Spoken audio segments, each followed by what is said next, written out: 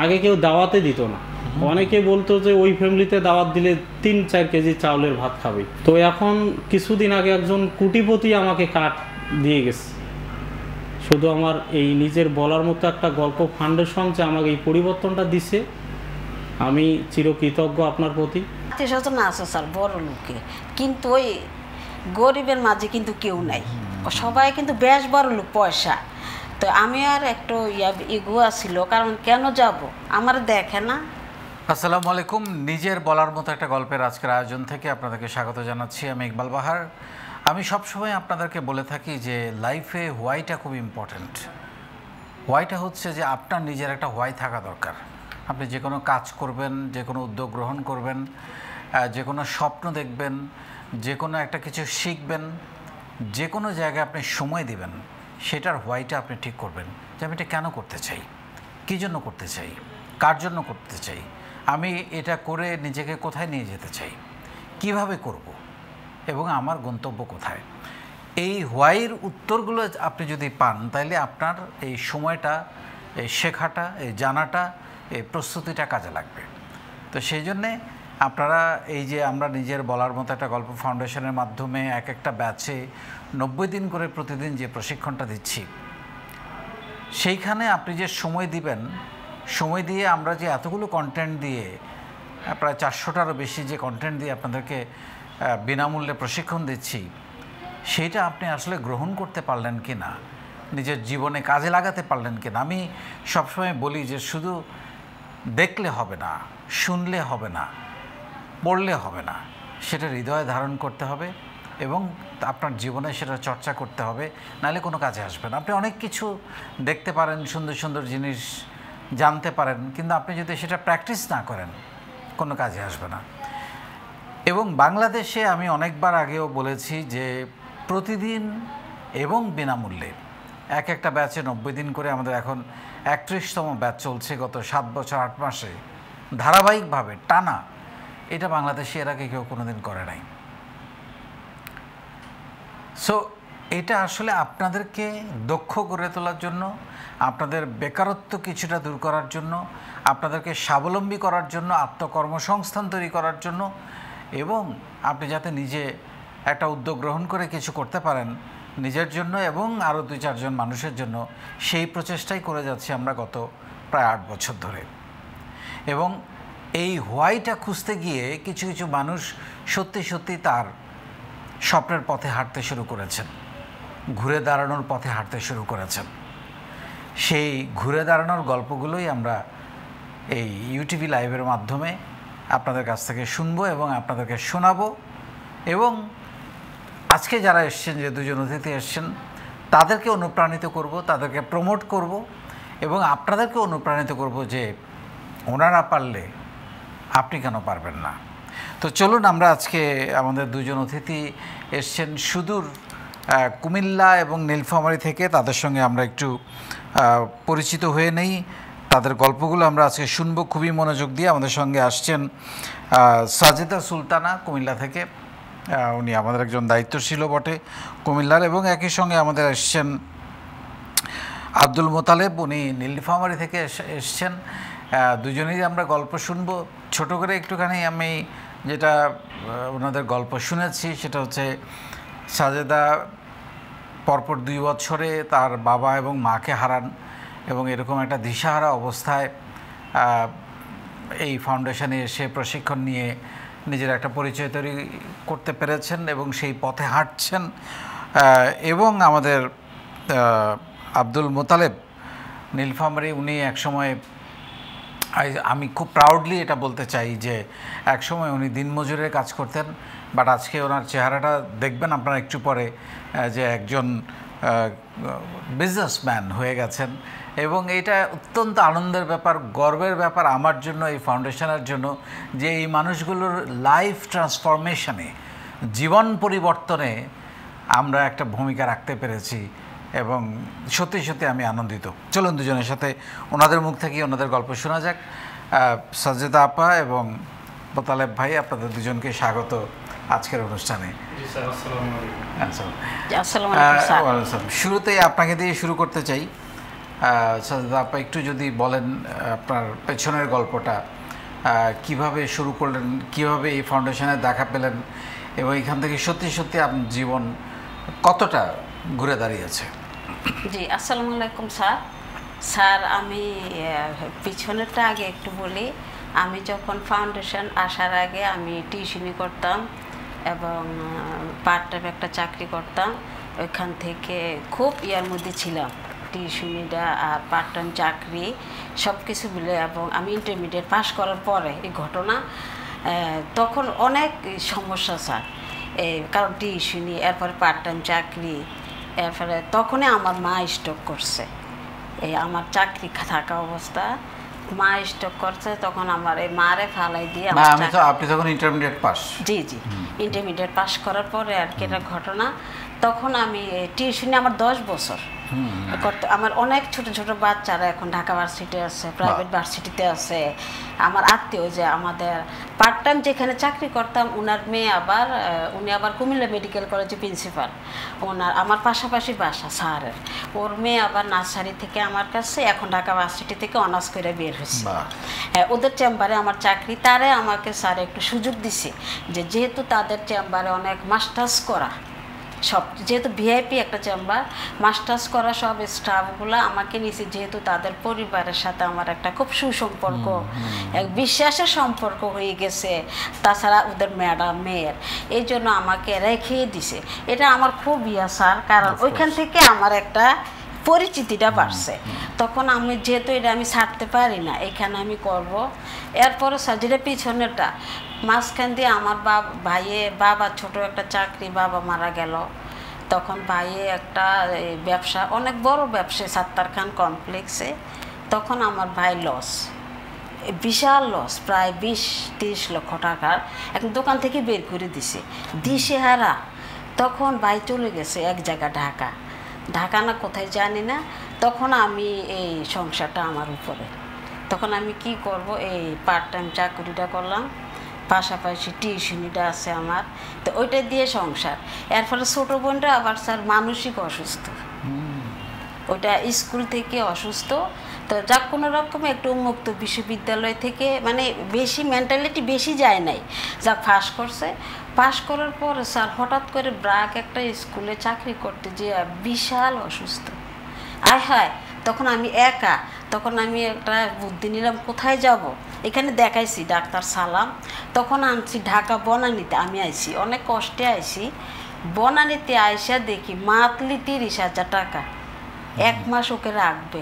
তখন আর সম্ভব না, এত টাকা দিয়ে কী করবো, পারবো না। তো আত্মীয় স্বজন আছে স্যার বড় লোকে, কিন্তু ওই গরিবের মাঝে কিন্তু কেউ নাই, সবাই কিন্তু বেশ বড় লোক, পয়সা।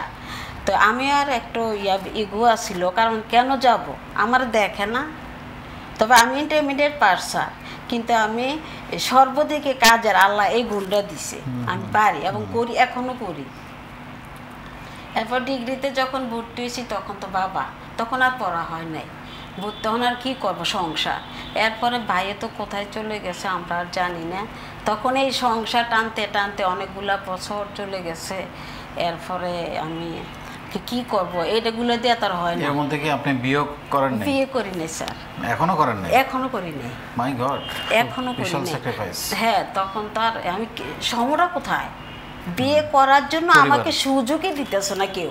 কারণ একদিকে আমার অর্থনৈতিক ক্রাইসিস, পড়াশোনা, আমার নিজেরও একটা টাকার দরকার আছে, আমি খেতে তো হবে। ভাই নাই, বাবা নাই, বাবা মারা গেছে, মা কিন্তু 3 বছর বিছনায়, আমি একা নাই। এরপরে ভাই আসছে, ভাই বিয়ে করছে, বিয়ে করার পরও চলে গেছে, আমি একা, বোন নিয়া, বাবা নিয়া। তখন তো বাবাও মারা গেল, কিন্তু সবাই স্যার আছে পয়সা, তো থাকলে কি হবো, দেখার তো আর কি হলো, পয়সা কি আর কি, আমরা 1 লাখ দিয়ে কি একটা সংসার কি 1 বছর হয়ে যায়?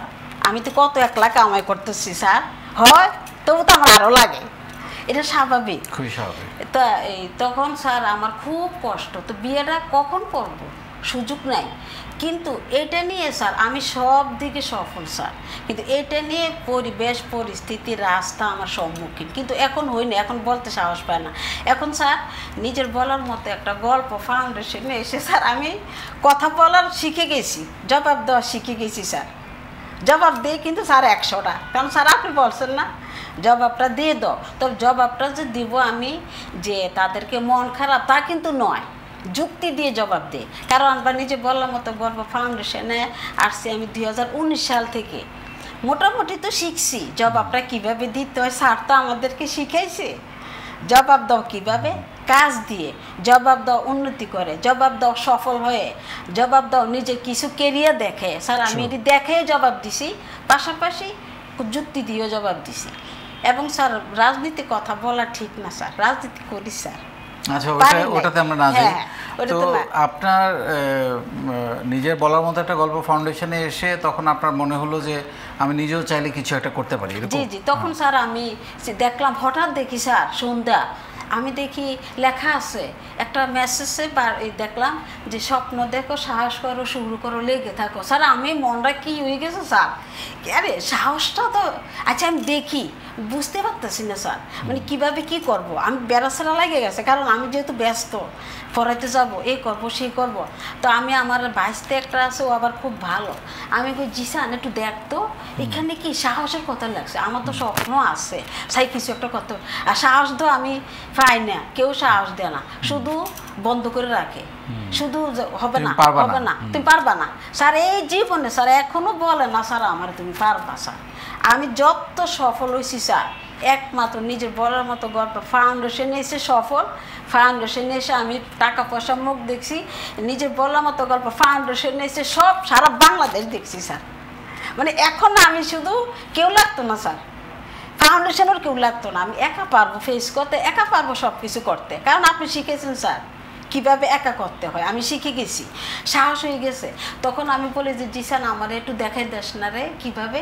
তখন আমি একটা মেসেজ দিছি, মেসেজ দিয়ে তখন কিনা আসাদুজ্জামান ভাই আমাকে রেজিস্ট্রেশন করে দিছে, ওই হাতে থাকে মালয়েশিয়া, হ্যাঁ মালয়েশিয়া করে দেন। তখন আমি স্যার এই পোস্টে লেখলাম, যুক্ত করলাম, হইলাম। তখন দেখছি স্যার সাহস, তো আমাকে ভালোই তো, আমার তো খুব সাহস, আমি এ করলাম সে করলাম, এই যে স্যার সাহস হয়েছে স্যার, এখনো সাহস বন্ধ না স্যার। তো এখন সবাই অবাক। আপনি যখন শিখে গেলেন যে আমি চাইলে একটা ব্যবসা করতে পারবো, আপনি কি মাথায় আসলো যে কোনটা নিয়ে শুরু করা? না স্যার আমার তো টাকা নাই, তো আমি কি করব, আমার খানায় চলে না স্যার, যাই পাই টাকা 5,000 10,000-এর মতো পাই, টিউশন এটা সেটা, তো এগুলো দিয়ে কি হয়নি আমার, একটু আমি স্যার একটু ইয়ে করে চলি। তো এরপরে কি করে, তো আমি আমি রিসেলারে কাজ করি, তো রিসেলারে কাজ করি কি আমরা সবাই চিনি মোটামুটি। তো আমি ফার্স্ট আমার কুমিল্লার এরশাদ ভাই, আমি বলছি রোজা আছে, আমি বলছি আমি রিসেলার কাজ করবো, আমার খেজুর পাঠান, 10 কেজি পাঠাই দিছি, 10 কেজি বিক্রি হয়েছে রিসেলার। এরপরে আবার হজরত আলী ভাই, আমি বলছি আমার তেল লাগবে, তেল পাঠান, 5 কেজি পাঠাই দিছি। তো কিছু কিছু করে দিয়েছি, তারা কিন্তু ফাউন্ডেশনের যে পরিচিতিটা, নেটওয়ার্ক, হ্যাঁ নেটওয়ার্ক কাজে লেগে আছে স্যার। এখন আবার দিতে চায়, শুধু দিতে চায়, এখনো লক্ষ লক্ষ টাকার পণ্য দিতে চায়। এরপরে ইফতেখার ভাই তারা ওই ইমাল ট্রেড ইয়ার পণ্য 1 বস্তা পাঠাই দিছে স্যার, 2-1 বছর পরে আমি বলছি ভাই আমি পাগল, আমি এটি কই রাখি, আমার ঘরে জায়গা নাই, কই রাখো তো, এটি বেচছি, আমি নিজেও ব্যবহার করছি। আচ্ছা গেল, এরপরে আম, এরপর লিচু ওই পাবনা শাকুর বাই থেকে, এরপর মুড়ি জাসমিনারা জালাম্বা সেটা থেকে, এরপরে ওই বাটিক কাপড়গুলা কোথায়, এটা কুমিল্লার, খুঁজে কারখানা থেকে এই আমার রিসিলার। এরপর 5,000 টাকা মাত্র, ইনশাল্লাহ স্যার আমার একমাত্র আলহামদুলিল্লাহ 5 লক্ষ টাকা, 5,000 টাকা দিয়ে আমার শুরু। এটা আমার সফল না স্যার, সব এখান থেকে, কেউ আমাকে বাইরে 1 পয়সা এখন পর্যন্ত আমি 100 টাকা নেই নাই স্যার, 100 টাকা।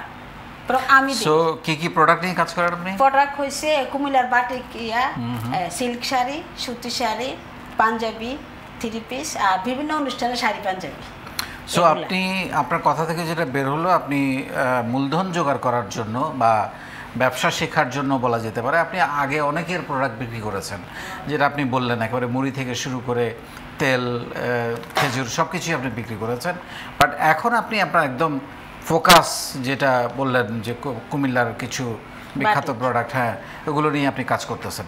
আমরা আরও শুনবো আপনার কথা, তার আগে একটু মোতালেব ভাইয়ের কাছে যেতে চাই। মোতালেব ভাই, আপনার গল্পটা আমার কাছে খুবই ইন্টারেস্টিং লেগেছে। আপনি খুব প্রাউডলি বলতেছিলেন যে আমি একসময় দিনমজুর ছিলাম, কাজ করতাম, সেইখান থেকে আজকে আমি একজন ব্যবসায়ী, একজন উদ্যোক্তা। আমাকে বাদাম ওয়ালা নামে চিনে নাকি? হ্যাঁ, একটু পেছনের গল্পটা শুনি। আসসালামু আলাইকুম স্যার, আমাকে ইউটিউবে লাইভে সময় দেওয়ার জন্য। তো আমার বয়স যখন 13 কি 14 হবে, এই সময় আমি ক্লাস 8-এ পড়ি। তো ছোটোবেলা থেকেই আমার ফ্যামিলিগতভাবে আমরা সবাই দিনমজুর। আমার দাদার 2 ছেলে, আমার আব্বা, বড় আব্বার ছেলেরা, সবাই আমরা মানুষের বাড়িতেই কাজ করতাম। তারপরে আমি ক্লাস 8-এর জিএসসি পরীক্ষা দিয়ে ওই নাটোরে গেলাম। নাটোরের চরণ দিলে ধান কাটার জন্য পড়তে গেলাম। তো এভাবে আমার বেশ 3-4 বছর কেটে গেল মাঠের কাজ করতে করতে। আমি এসএসসি পাস করলাম পড়ালেখার পাশাপাশি। আমি স্যার বই নিয়ে মানুষের ওই দূরে যাইতাম বিভিন্ন কাজে।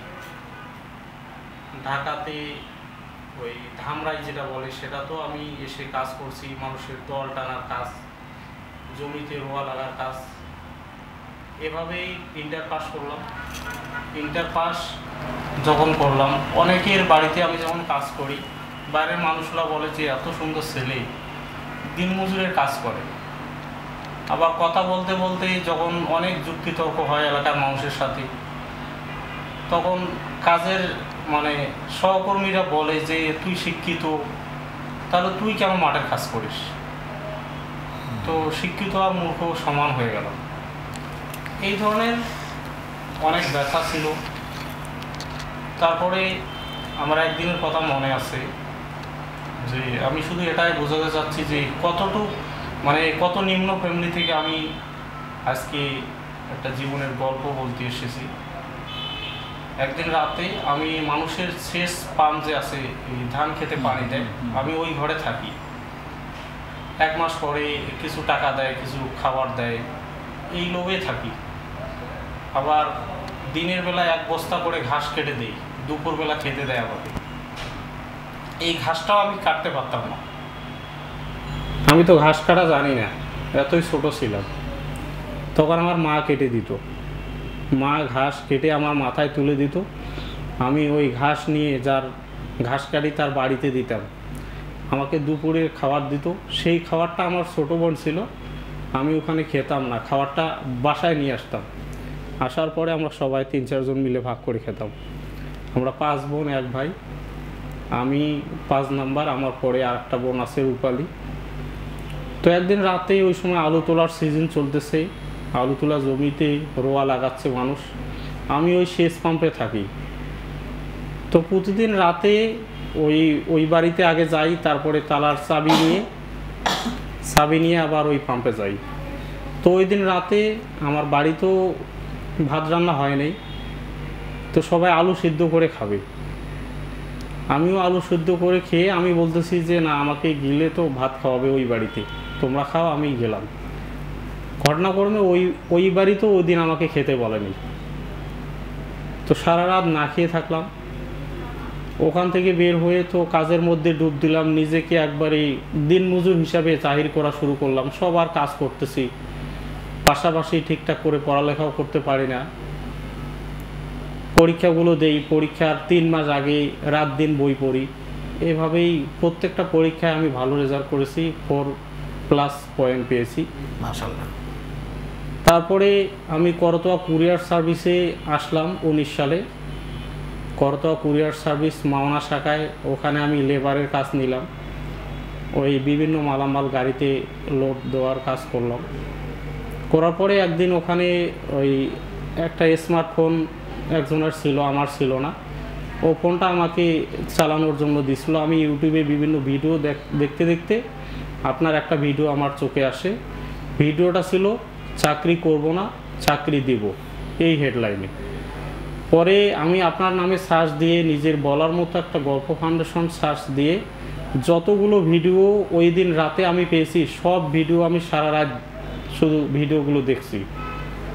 দেখার পরে মনে হলো যে না, এভাবে মানুষের লেবারের কাজ করে, এভাবে মানুষের প্রতিষ্ঠানকে দাঁড় করে দিয়ে আমার কোনো লাভ হবে না, আমাকে আমার কিছু করতে হবে।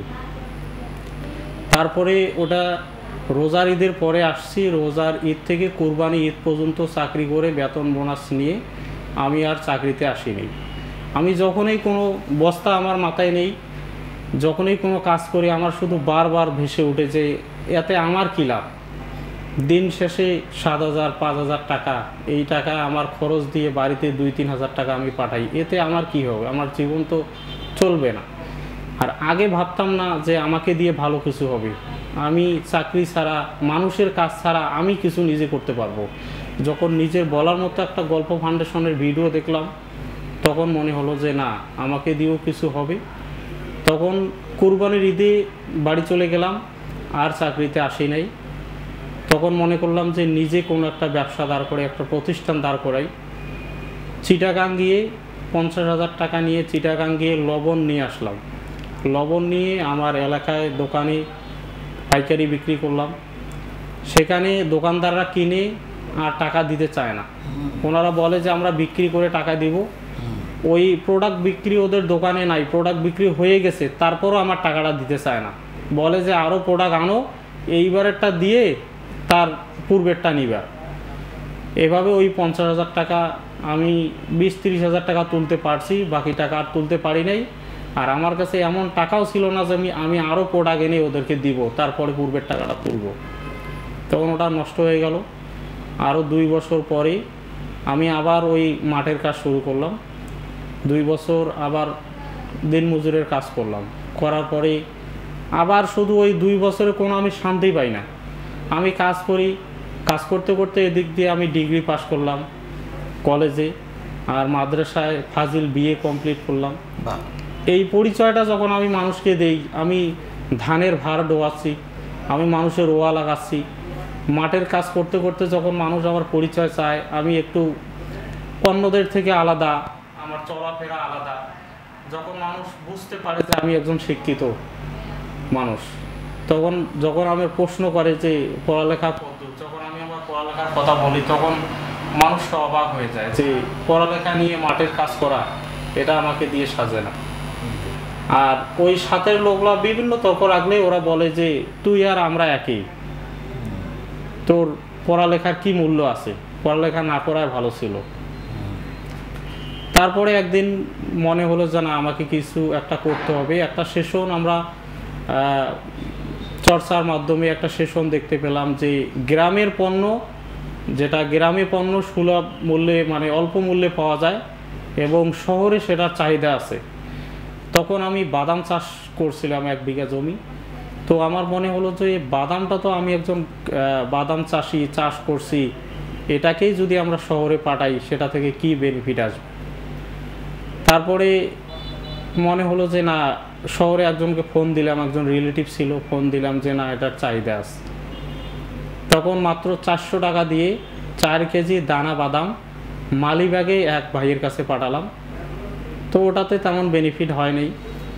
আমি পরবর্তীতে আবার 1000 টাকা দিয়ে প্রায় 15 কেজি পাঠালাম। তো এভাবেই করে করে আমি 4 বছর থেকে এ পর্যন্ত এই বিজনেসটাকে, এই ব্যবসাটাকে, এই উদ্যোগটা নিয়ে আমি এগিয়ে যাচ্ছি। আমার পেজ হচ্ছে আবদুল্লাহ বাদামঘর। বর্তমানে ইনশাল্লাহ স্যার, নিজের বলার মতো একটা গল্প ফাউন্ডেশনের আওতায় থেকে, আমি এই ফাউন্ডেশন থেকেই আমার প্রথম এবং শেষ কাস্টমার আজ অবধি প্রায় আমার 70 থেকে 80%, 70 থেকে 80% আমার সেল হচ্ছে এই ফাউন্ডেশনের ভাই এবং বোনদের কাছে। আমি মাসে সেল কত এখন? মাসে এখন এই জুলাই মাসে আমার সেল হয়েছে 9,20,200 টাকা। তো স্যার, সবচেয়ে কৃতজ্ঞতা, আমি জানি না কিভাবে নিজের বলার মতো একটা গল্প ফাউন্ডেশন তথা আপনি ইকবাল ভাই জাহিদ স্যারকে কী বলে ধন্যবাদ দিব সেটা আমার জানা নাই, কিন্তু আমি আমার ঢাকাতে আসার কথা হয়তো ছিল রিক্সা চালাতে, হয়তো আমি ঢাকাতে আসতাম আবারও দিনমজুরের কাজ করতে, হয়তো আমি ঢাকাতে আসতাম লেবারের কাজ করতে। আমি নিজের বলার মতো একটা ফাউন্ডেশনের সাথে থেকে অনুপ্রেরণা পেয়ে আজকে আমি গল্প বলতে এসেছি। অসাধারণ। আপনি জুলাই মাসে 9 লক্ষ টাকা সেল করেছেন এবং আপনি বলছিলেন যে আপনার সেলের প্রায় 70% আমাদের ফাউন্ডেশনের মেম্বাররা এই কেনাকাটা করে। এটা কিভাবে সম্ভব হলো স্যার? এটা আমি টার্গেটিং করেছি। আপনি বলছিলেন যে এখানে বিশাল পরিবার, এখানে আপনার কাস্টমারকে খুঁজে বের করতে হবে। তখন আমি সার্চিং করে দেখলাম যে আমি তো বাদামওয়ালা, আমাকে বাদাম নিয়ে কাজ করতে হবে। কোন কোন এলাকায় কোন কোন জেলায় বাদাম পাওয়া যায় না, বাদাম আবাদ হয় না, ওই জেলার দায়িত্বশীলকে আমি পার্সোনালি নক করা শুরু করে দিলাম। এভাবেই আমার কাস্টমার তৈরি হয়ে গেল। এবং স্যার আমি শুধুমাত্র পাইকারি বিক্রি করি, কারণ আমার 200 টাকার বাদাম কেউ 200 টাকা ডেলিভারি চার্জ দিয়ে নিতে পারবে না। এজন্য আমি প্রথমে রিসার্চ করা শুরু করে দিলাম যে বিশ্বস্ত এবং ফাউন্ডেশনের দায়িত্বশীল ব্যক্তি আমার দরকার, যে আমার টাকা পয়সা মেরে দিবে না। একবারে মডারেটর, কোর ভলান্টিয়ার বা জেলা অ্যাম্বাসেডর এই সকল ভাইয়াদেরকে আমি টার্গেট করা শুরু করলাম। ইনশাল্লাহ নোয়াখালীর চৌমোহনী, যশোর, ঝিনাইদহ, ঢাকার সাভার, হেমায়েতপুর, তারপরে পুরো বাংলাদেশ আমার এই নিজের বলার মতো একটা গল্প ফাউন্ডেশনের কারণে আমার হাতের মুঠে। এজন্য আমি আমার টার্গেটিংটা কমপ্লিট করতে পেরেছি। এখন যদি আমি কখনো ওই 2-3 দিন পর 2 লক্ষ 3 লক্ষ টাকা ব্যাংক থেকে নিয়ে আসার সময় টাকার বান্ডিল যখন আমার পকেটে থাকে, তখন আমার আবার ছোটবেলার কথা মনে পড়ে যায়। কেমন লাগে এখন এই যে এক সময় একটু খাবারের জন্য ধান কাটতেন, আজকে আপনি মাসে 5 লাখ 7 লাখ 9 লাখ টাকা সেল করছেন, হাতে টাকা আসছে, কেমন লাগে? এইটা তো স্যার বলে বোঝানো যাবে না, তারপরও বলি যে এটা মানে এত ভালো লাগে। এবং আমার ফ্যামিলিতে আমার মা এখনও আছে, আমার বাবা আছে। আমার বাবা প্রচুর সাহায্য করে আমার এই কাজে, আমার টিম আছে। আমি স্যার এই বাদামটাকে জমি থেকে তুলে নিয়ে আসার পরে বা কৃষকের কাছ থেকে সংগ্রহ করার পরে এটা হাউজে আমরা ধৌত করি। হাউজে ধৌত করার পরে এটা আবার রোদে শুকাই। শুকানোর পরে পটকা পচা যেগুলো আছে সেগুলো আমরা রিমুভ করে ফালাই দিই। এটা আমার টিম কাজ করে, আমি নিজেও কাজ করি, আমার বাবা মা এটাতে হেল্প করে বিভিন্নভাবে। এটা একদম ফ্রেশ করার পরে 100% কোয়ালিটি করার পরে আমরা এই প্রোডাক্টটা, এই বাদামটা আমি আমার কাস্টমারের কাছে পাঠাই। এবং নিজের বলার মতো একটা গল্প ফাউন্ডেশন থেকে যে আমি শতকরা 80 জন কাস্টমার পাইছি, সবগুলো কাস্টমার আমার বিশ্বস্ত। কেউ 4 বছরের মাথায় 1টি টাকাও আমার মেরে দেয় নাই এবং সবাই আমাকে প্রচুর হেল্প করেছে। আমার জেলার যে ভাইরা আছে তারাও আমাকে হেল্প করছে বিভিন্নভাবে এগিয়ে যাওয়ার জন্য। তো এভাবেই আমি আপনার কাছ থেকে প্রশিক্ষণ নিয়ে নিজের বলার মতো একটা গল্প ফাউন্ডেশনের কাছে এসে, আপনার আওতায় এসে আমি ভাগ্য পরিবর্তন করে ফেলেছি অলরেডি। আমি চাই আপনি আমাকে এক নামে বাদামওয়ালা, নীলফামারীর বাদামওয়ালা হিসাবে চিনেন, তথা পুরো ফাউন্ডেশন যেন আমাকে নীলফামারীর বাদামওয়ালা হিসাবে চিনে। আমি এভাবে আরও ইতিহাস রচনা করতে চাই, এলাকায়, অঞ্চলে, থানা, মহল্লায়, জেলায় এবং কি দেশে আমি সাড়া ফেলাতে চাই। এবং নিজের বলার মতো একটা গল্প ফাউন্ডেশন তথা আপনার প্রতি কৃতজ্ঞতা নিয়ে আমি এই পৃথিবী থেকে চিরবিদায় নিতে চাই। অনেক অনেক এবং স্যার আপনি জেনে অবাক হবেন, আমার আব্বা এবং আম্মা প্রচুর আপনার ভিডিও দেখে। আমি যখন কোনো ডিএ সম্মেলনে আসি, মিরপুর ইনডোর স্টেডিয়ামে আসছিলাম, তখন নতুন ছিলাম। তারপরে ফার্ম গেটে আমাদের সম্মেলন হলো, সেখানে আসলাম। কিছুদিন আগে মেঘের ছায়া মাওনা, গাজীপুর মাওনা, ওখানে আসলাম। তো আমার মা শুধু যখনই শুনে যে কোনো মিটিং হবে, আমার মা বলে যে চলে যাও, স্যারের সাথে দেখা করো, স্যার কি বলে শুনো, সেগুলো ফলো করো। কারণ আমার এলাকায় এখন আমাকে যেই মানুষগুলো অবজ্ঞা করতো, কাজ করার জন্য ডাকতো, সেই মানুষগুলো এখন আমাকে বিভিন্ন পরামর্শ নিতে ডাকে। এর থেকে আর বড় পাওয়া কি হতে পারে? স্যার আপনি বলছিলেন এখন কেমন লাগে, এখন কেমন যে লাগে আমি নিজেও জানি না। আমি পুরোটাই নিজেকে পরিবর্তন করে নিয়ে ফেলেছি এবং নিজেকে একদম আমার রোড, আমার লক্ষ্য উদ্দেশ্য, আমার যেরকম থাকার কথা সেরকম আমি আর নাই। আমি এখন ঢাকাতে মিটিং করতে আসি, গল্প বলতে আসি। আমি ঢাকাতে আসতেছি দেখা যাচ্ছে মিটিং করার জন্য, গল্প বলার জন্য, বিভিন্ন ইভেন্ট পরিচালনা করার জন্য। এটাই আমার এলাকা, একদম আমি অলরেডি সাড়া ফেলে দিয়েছি। অসাধারণ, অসাধারণ। মোতালেব, আমাকে অনেকে জিজ্ঞেস করে, মানে অনেক সাংবাদিক জিজ্ঞেস করে, আমার অনেক পরিচিত জনরা জিজ্ঞেস করে যে তুমি টাকা পয়সা কিছু পাও না, কেন এই কাজটা করো, এত সময় দাও, আজকে প্রায় 8 বছর ধরে দিন রাত পরিশ্রম করছো, রাত্রে 12টা 1টা পর্যন্ত মিটিং করতেছো অনলাইনে, সারা বাংলাদেশ ছুটে বেড়াচ্ছ, সারা পৃথিবী ছুটে বেড়াচ্ছ, কেন? তো উত্তর আমার কাছে, আমার সামনে আছে। জি স্যার। মোতালেবের জন্য, জি স্যার, আমাদের খাদিজার জন্য, তাদের জন্য আমি কাজ করি। এই যে তাদের পরিবর্তন, তাদের এই যে ট্রান্সফরমেশন, তাদের জি স্যার, লাইফ চেঞ্জিং যে গল্পগুলো, এগুলোর জন্য আমি এই কাজটা করি। এটা আমাকে অনেক আনন্দ দেয়। আমার চোখ ভিজে যাচ্ছিল যখন আপনার কথা শুনতেছিলাম। অসাধারণ। এবং স্যার আপনি যখন করোনা আক্রান্ত হলেন তখন আমার আব্বা আম্মা আর আমি যে প্রচুর দোয়া করছি। আপনি স্যার ভালো আছেন, সুস্থ আছেন, মনে হয়, আমি মনে করি যে মানুষের দোয়ায়, প্রচুর দোয়া আপনার জন্য। আপনি যে একজন মানুষকে পথ দেখান, অন্ধকারের পথ থেকে, গোমরাহির পথ থেকে, আপনি স্যার পিতামাতার জন্য সেশন দেন। আমার আব্বা আম্মা যখন শুনে যে ইকবাল বাহার নামে এই মানুষটা পিতামাতার জন্য সেশন দেয়, আমার আব্বা আম্মা মূর্খ হলেও আমার কথাগুলো শুনে, আমি যখন বিভিন্ন অনলাইনে মিট আপ করি, আমি কথা বলি, আর আপুরা ভাইয়ারা যখন কথা বলে, আপনি যখন কোনো মেগা মিট আপে অনলাইনে কথা বলেন, এগুলো আমি বাড়িতে শোনাই। একটা মানুষ এত ভালো হতে পারে, এত ভালো কিছু মানুষকে শিক্ষা দিতে পারে। আমার আম্মা প্রচুর নামাজে বসে আপনার জন্য দোয়া করে যে আমার ছেলে হয়তো দিনমজুর থাকতো, হয়তো ঠেলা গাড়ি চালাইতো, ঢাকা যেয়ে ভ্যান চালাইতো, আজকে যখন আমি আসি তখন পিছন দিকে তাকাই আছে। অনেকে আমাকে বলতেছে কোথায় যাবি, আমি বললাম যে আমি একটা লাইভ শোতে যাব। কেউ বিশ্বাস করতে চায় না, অনেকেই অবাক হয়। প্রায় 10 জন মিলে আমাকে গাড়িতে তুলে দিল। মানে আগের যে রেসপন্সটা ছিল আমার প্রতি, আমাকে কি শুধুমাত্র কাজের জন্য মানুষ ডাকতো, আজকে বিভিন্ন পরামর্শ, বিভিন্নভাবে মানুষ আমাকে সম্মান দিতে শুরু করেছে। আমি চাই স্যার আপনি যেমন ভালো মানুষ, বাকি জীবনটা আমিও ভালো মানুষ হিসাবে থাকতে চাই এবং আপনার কাছ থেকে শিখে সমাজের মানুষের জন্য কিছু করতে চাই। অলরেডি আমার একজন ভ্যানওয়ালা যে কুরিয়ারে আমার এই বাদাম দিয়ে আসে, বাদাম এবং বাদামের দানা, এবং 4 জন মহিলা মানুষ আমার প্রতিবেশী বোন সম্পর্কে হয়। আমি তাদের কোনোভাবেই কাজের লোক বলি না, আমার সহকর্মী। আমার এই 5 জন লোক আপাতত কাজ করতেছে। আমি চাই 50 জনেরও বেশি আমার সাথে কাজ করুক এবং তাদেরও ফ্যামিলিটা অনেক ভালো চলুক, দিন শেষে তারাও ভালো থাকুক। অসাধারণ, অসাধারণ।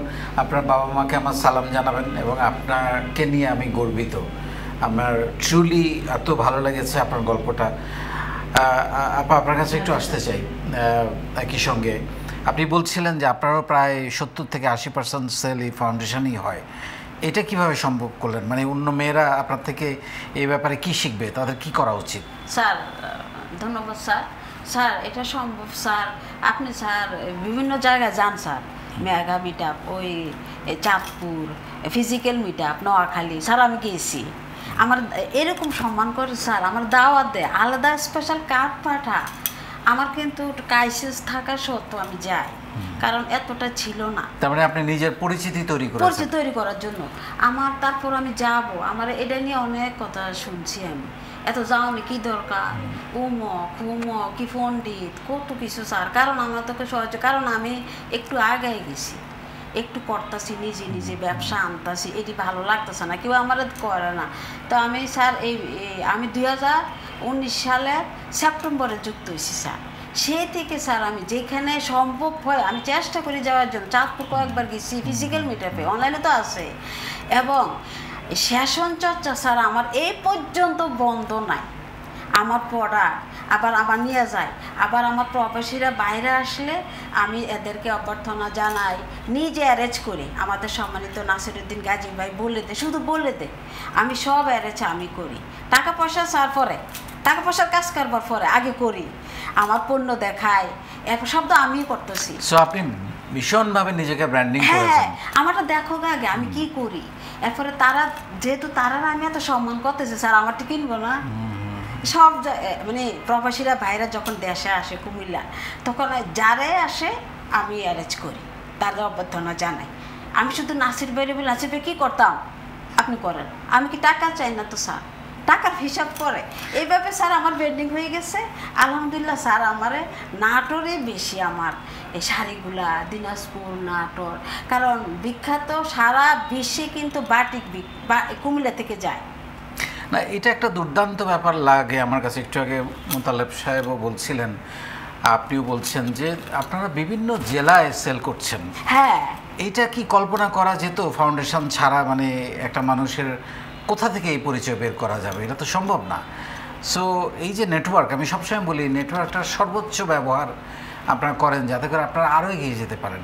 এবং আমি নিশ্চিতভাবে বলতে পারি যে আজকের পরে আপনাদের সেল আরও বেড়ে যাবে, কারণ আজকে মানুষ আপনাদেরকে বাদামওয়ালাকে চিনলো এবং আমাদের সাজেদা আপাকেও চিনলো, যে নতুন করে আপনাকে ছেড়ে সবাই। আমি জানি, আমি তো যেই প্রোগ্রামে যাই আপনাকে দেখি সবসময়। আপনার স্বপ্ন নিয়ে যদি একটু বলেন, কোথায় দেখতে চায় সাজেদা নিজেকে? আমার স্বপ্ন হয়েছে আমার সাজেদা অনলাইন শপ হবে, আমি চাই স্যার, বাকিটা আল্লাহ জানে, সারা বিশ্বে যাতে হয়। স্বপ্নটা বড় করে দেখতে হয়। হ্যাঁ, আমি পরিশ্রম করতে চাই, আমার একটু সাপোর্ট, ইনশাল্লাহ সাপোর্ট লাগবে না স্যার, আপনি আছেন, ইকবাল ভাই যাই স্যার আছে, নিজের বলার মতো গল্প আছে, কেউ লাগতো না। এখন আমি বলি স্যার, আমি বাসায় বলি, যেখানে যাই বলি, তোমাকে আমার 10 বছর আগে সাপোর্ট করলে আমি আর টুফ উঠতাম, এখন আমি নিজে বলার মতো গল্প আইসি, আমি এখানে চলে গেছি। আমার তোমাদের থেকে বড় মানুষই চিনে, আমাকে ইনভাইট করে, আচ্ছা বড় কি স্যার, আমার দাওয়াত এমনি না, শুধু যে আমাদের মেগা মিটআপ এবার এই দাওয়াত না, বিয়ার দাওয়াত, বার্থডে দাওয়াত। হ্যাঁ, কারণ এটা একটা পরিবার, এটা একটা পরিবার পাওয়া না স্যার।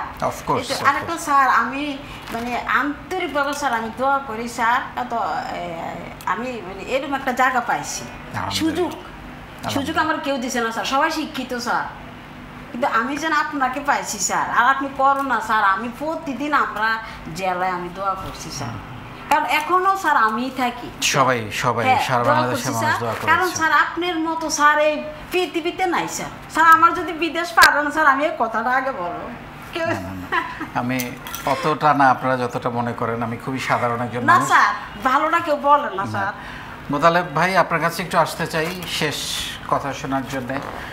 আপনার স্বপ্নের কথা, কোথায় আজকে যে জায়গায় এসছেন, আপনাকে সুন্দর লাগতেছে, সুন্দর একটা পাঞ্জাবি পরে আসছেন এবং আপনি ভালো বলেন, আমি খেয়াল করলাম। কোথায় দেখতে চায় মোতালেব 10 বছর পরে নিজেকে? স্যার, 10 বছর আগে আমি যেমন ছিলাম আর আজকে আপনার এই স্টুডিওতে আমি যেমন, এর থেকে আরও 10 গুণ উঁচু আমি দেখতে চাই নিজেকে, যে আমি আরও অনেক ভালো কাজ করতেছি। আমার প্রচারণা, আমার মানুষের সাথে কমিটমেন্ট, আমার টিমের যে কাজ, টিমের মানুষ বাড়ানো, মানুষকে হেল্প করা এবং মানুষের জন্য আমিও আপনার পাশাপাশি এই ফাউন্ডেশনে বিভিন্নভাবে কাজ করতে চাই, সামাজিক কাজ। এবং স্যার, আপনি জানলে অবাক হবেন, আমি এলাকায় এক সময় আমাদের, যেহেতু আমরা 6 ভাই বোন, 5 বোন 1 ভাই, আগে কেউ দাওয়াতে দিত না। অনেকে বলতো যে ওই ফ্যামিলিতে দাওয়াত দিলে 3-4 কেজি চাউলের ভাত খাবে। তো এখন কিছুদিন আগে একজন কোটিপতি আমাকে কার্ড দিয়ে গেছে। শুধু আমার এই নিজের বলার মতো একটা গল্প, ফাউন্ডেশন যে আমাকে এই পরিবর্তনটা দিছে, আমি চিরকৃতজ্ঞ আপনার প্রতি। আপনি অনেক দিন বেঁচে থাকেন, ভালো ভালো কাজ করেন, আর মানুষের জন্য কাজ করলে যে নিজের জীবিকার জন্য কাজের অভাব হয় না, সেটার আপনার এই স্লোগানের প্রমাণ আমি পেয়েছি। বৃষ্টি সবার জন্য পড়ে, কিন্তু কেউ ভিজে, আমি নিজেকে ভিজাতে পেরেছি। আপনার পথ ধরে, আপনার হাত ধরে নিজেকে অনেক ভালো জায়গায় দেখতে চাই, অনেক মানুষের কর্মসংস্থান তৈরি করতে চাই ইনশাআল্লাহ। এবং সারা জীবন নিজের বলার মতো একটা গল্প ফাউন্ডেশনের একজন ছোট্ট লিডার হয়ে, ছোট্ট স্বেচ্ছাসেবী হয়ে কাজ করে যেতে চাই। এবং পরিশেষে আমার পিতামাতার জন্য আপনার কাছেও দোয়া চাইব স্যার। নিশ্চয়ই, নিশ্চয়ই। অনেক ভালো মানুষ, নিশ্চয়ই। মূর্খ হলেও ওনারা আমাকে অনেক সাপোর্ট করে। বাবা মায়ের আগে কোনো বিশেষণ দিতে হয় না, বাবা মা হচ্ছে সেরা, পৃথিবীর সেরা মানুষ। জি স্যার। এটা হচ্ছে মূল কথা। আর আরেকটা জিনিস সেটা হচ্ছে যে আপনার যেহেতু এখন আয় বাড়ছে, সঞ্চয় করবেন, কিছু কিছু সেভিংস করার এই চেষ্টা বিষয়ে করবেন। স্যার একটা কথা বলবো। আপনি যখন ওই আমাদের ডিএ সম্মেলনে যে মানি ম্যানেজমেন্টের উপরে যে একটা আলোচনা করলেন, তার আগে দুর্ভাগ্যবশত আমি মানি ম্যানেজমেন্টটা এইভাবে শিখি নেই। তা আপনার ওই লেকচারটা সরাসরি পাওয়ার পরে অনেকটাই আমি নিজেকে পরিবর্তন করেছি। পরিবর্তন তো আগে থেকেই ছিল, তারপর ওই মানি ম্যানেজমেন্ট লেকচারটা শিখে এবং শুনে ওই দিন গাজীপুর কোনাবাড়িতেই, তারপর থেকে আমি আরও নিজেকে অনেকটাই সচেতন করেছি এবং কয়েক মাসের বদৌলতে আমি বিভিন্ন জায়গায় বিভিন্নভাবে সঞ্চয় মোটামুটি অঙ্কের শুরু করে দিয়েছি। তার আগে আমার এই বিষয়টা জানা থাকলে আমি হয়তো বর্তমান যে মূলধন আছে তার দ্বিগুণ আমার হয়ে যেত। মাত্র 400 টাকা দিয়ে আজকের এই বাদামওয়ালা নীলফামারীর আব্দুল মোতালেব। অনেক দোয়া থাকলো সাদাত, আপনার জন্য অনেক দোয়া। লাস্টে 1 মিনিট সময় দিলাম, যদি কিছু বলতে চান। জি স্যার, আমি আমাদের সব শুনে ফাউন্ডেশনে আসার পর থেকে স্যার আমি খুব একটা বুঝি না। আমাকে সর্বোচ্চ দিয়ে আমাকে মুন্না ভাই খুব করতো, তারা এই করো সেই করো। আর কমিটি বললেন তুমি নিজের গল্প লেখো না কেন? আমি বলি আমার লজ্জা লাগে, আমার দুঃখের কথা সবাই শুনবে। আসলে এতটাই হয়েছে না এখন স্যার, পজিটিভ স্যার, নিজে বললাম মতো গল্প সব পজিটিভ, আমরা আমাদের আর কিছু মনে করি না স্যার। আমি চাই আপনি যেহেতু এখন রোজগার করছেন, আস্তে আস্তে একটা জীবন সঙ্গী খুঁজে নেন, কারণ আপনার একটা লাইফ আছে, সুস্থতা অসুস্থতা সাথে একজন মানুষ লাগে এগিয়ে দেওয়ার জন্যে। সো সেই জায়গাটা আপনার তৈরি হোক, এটাই তো আমার থাকলো। বদলে আপনার জন্য অনেক দোয়া থাকলো, আপনার জন্য অনেক দোয়া থাকলো, আরও এগিয়ে যান। 1 মিনিটে স্যার আমি শেষ কথাটা যেটা বলবো, জি আপনি আমার এই নিজের বলার মতো একটা গল্প ফাউন্ডেশনের সকল শ্রদ্ধ লিডার, আজীবন সদস্য এবং আমার আত্মীয় স্বজন সকলকে আমি জানাতে চাই যে আমি একজন ভালো মানুষ। এটা আমি বুক ফুলিয়ে বলতে চাই এবং ভালো মানুষ হিসাবে যাতে সারা জীবন বেঁচে থাকতে পারি। এবং সকল কাস্টমারদের উদ্দেশ্যে আমার একটি কথা বলার, আবদুল্লাহ বাদামঘর কখনো খারাপ পণ্য দেয় না এবং কখনো দাম বেশি ধরে না। আমরা অল্প লাভে সঠিক দামে অনেক ভালো পণ্য পাঠানোর জন্য অনেক চেষ্টা করে থাকি। তো এভাবেই এগিয়ে যেতে চাই আপনাদের সকলের সাথে। আসসালামু আলাইকুম স্যার, দোয়া করবেন, ভালো থাকবেন। শুনলেন আপনারা দুজনের গল্প, আমি তো মুগ্ধ হয়ে শুনছিলাম দুজনের কথা। এবং কি অসাধারণ গল্প, কি অসাধারণ স্ট্রাগল এবং কি অসাধারণ ট্রান্সফরমেশন, লাইফ চেঞ্জিং ট্রান্সফরমেশন। কোথা থেকে কোথায় এসছেন, এটা আসলেই মুগ্ধ করার মতো এবং এটা আসলেই শিক্ষণীয়, অনুপ্রেরণামূলক। আমি নিজেই অনেক মোটিভেটেড এবং আমি মনে করি আপনারা প্রত্যেকেই আজকের গল্প থেকে অনেক কিছু নিয়েছেন, যেটা আপনাদেরকে আগামী দিনে এগিয়ে নিয়ে যেতে সাহায্য করবে এবং একই সঙ্গে আপনাদের মনের মধ্যে এই প্রশ্নটা ডেফিনেটলি তৈরি করবে, তারা পারলে আপনি কেন পারবেন না। অনেক ভালো থাকবেন।